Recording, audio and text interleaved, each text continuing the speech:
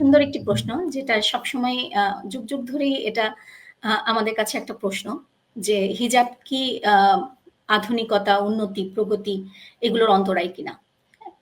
তো আধুনিকতা, উন্নতি, প্রগতি এই বিষয়টা একজন বিজনেস এবং ইকোনমিক্সের একজন ছাত্রী হিসেবে আমি যেটা বুঝি, যে উন্নতি, প্রগতি এই সমস্ত কিছুই হচ্ছে সাস্টেইনেবল ইকোনমিক ডেভেলপমেন্ট। আর সাস্টেইনেবল ইকোনমিক ডেভেলপমেন্টের এমন কোনো থিওরি আপনি দেখাতে পারবেন না যে থিওরিতে বলা হচ্ছে যে নারীর কোনো একটা বিশেষ ধরনের পোশাক একটি সমাজের উন্নতির জন্য প্রতিবন্ধক।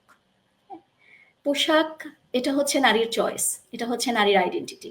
নারী চয়েস করবে সে কোন পোশাক পরবে, এবং নারীকে যখন আমরা এই চয়েসটি দিতে, নারীকে যদি সেই মর্যাদা, সেই শ্রদ্ধাটি আমরা দিতে পারি সমাজ থেকে, সেই সমাজটি কিন্তু ধীরে ধীরে উন্নতি, সেই সমাজটি কিন্তু আসলে একটা আধুনিক সমাজ। আমরা যে হিজাবের যে আয়াতগুলো আমরা দেখলাম, যে আল্লাহ রাব্বুল আলামিন যে আয়াতগুলো বলেছেন, এখানে কিন্তু তিনি একটি অপরিচ্ছন্ন, একটি জঙ্গলি জাতির থেকে একটি পরিচ্ছন্ন আধুনিক জাতির দিকে তিনি ট্রান্সফর্ম করছেন হিজাবের মাধ্যমে, নারী জাতিকে সুন্দর একটি লাইফস্টাইল জানিয়ে দেওয়ার মাধ্যমে।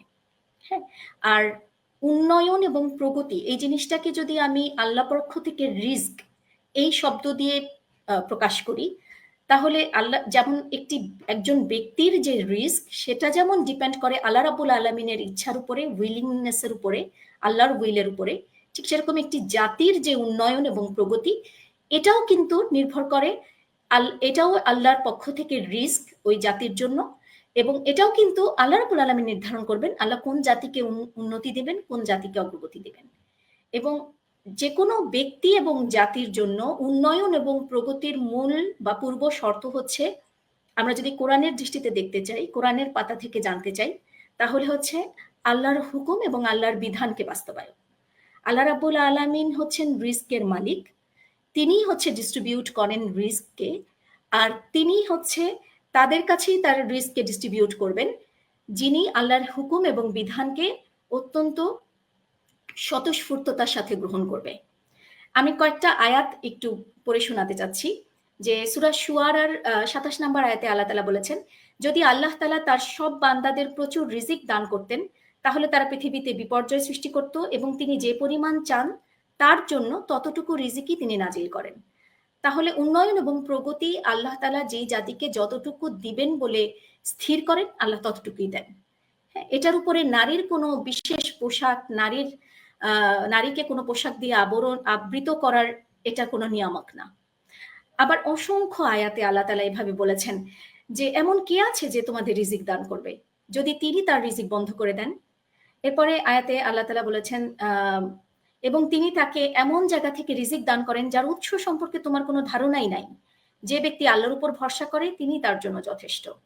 আরেকটি আয়াত বলি, সূরা বাকারার ২১২ নম্বর আয়াতে, পার্থিব জীবনের উপর কাফেরদেরকে উন্মত্ত করে দেওয়া হয়েছে, আর তারা ইমানদারদের প্রতি লক্ষ্য করে হাসাহাসি করে।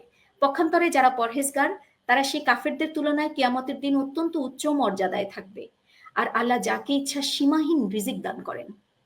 অর্থাৎ যে কোনো জাতির উন্নয়ন, প্রগতি, আধুনিকতা সমস্ত কিছু আল্লাহর হাতে, আর আল্লাহ ডিস্ট্রিবিউট করেন। আর আল্লাহর এই ডিস্ট্রিবিউট করার জন্য যে মূলনীতি, সেটা হচ্ছে আল্লাহর ইচ্ছা।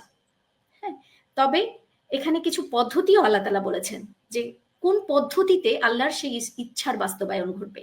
পদ্ধতিটা হচ্ছে, আমি তাদের বলেছি তোমরা নিজ প্রতিপালকের কাছে ক্ষমা প্রার্থনা করো, নিশ্চয়ই তিনি অতিশয় ক্ষমাশীল। তিনি আকাশ থেকে তোমাদের উপর প্রচুর বৃষ্টি বর্ষণ করবেন, এবং তোমাদের ধন সম্পদ ও সন্তান সন্ততিতে উন্নতি দান করবেন, এবং তোমাদের বাগ বাগিচা এবং নদী নালা দান করবেন। এটা কিন্তু জাতির রিস্ক। আল্লাহ তাআলা একটি দেশ এবং জাতিকে তখনই রিস্ক দিবেন, উন্নয়ন দিবেন, প্রাচুর্য দিবেন, সাস্টেইনেবল ডেভেলপমেন্ট দিবেন, যখন সেই জাতি আল্লাহর কাছে ক্ষমা প্রার্থনা করবে। অর্থাৎ সেই জাতি আল্লাহর যে বিধান সেটার অভিমুখী হবে, তখনই আল্লাহ তার ইচ্ছাকে সেই জাতির জন্য নির্দিষ্ট করবেন। আর আল্লাহর বিধান হচ্ছে হিজাব। হ্যাঁ, আরেকটু সুন্দর আরেকটা আয়াত থেকে যদি বলি, যে আর আপনি আপনার পরিবার পরিজনকে নামাজ আদায়ের নির্দেশ দিন এবং নিজেও তার উপর অটল থাকুন। আমি আপনার কাছে কোনো রিজিক চাই না, আমি আপনার রিজিক দাতা, আর মুত্তাকিদের জন্য আছে শুভ পরিণাম। তো এভাবে আল্লাহ তাআলা কিন্তু কোরআনের বিভিন্ন জায়গায় বলেছেন যে উন্নত যে হিকমতগুলো সেগুলোকে অর্জন করতে, উত্তম উপায়ে হালাল রুজির অন্বেষণ করতে, এবং রিস্ক আসবে আল্লাহর পক্ষ থেকে। হ্যাঁ, আর এই উত্তম পদ্ধতি কি হচ্ছে আসলে, যত আমরা ইকোনমিক যে থিওরিজ গুলো যেগুলো বলি, এগুলো কিন্তু আল্লাহর পক্ষ থেকে, এগুলো আল্লাহর পক্ষ থেকে দেওয়া জ্ঞান।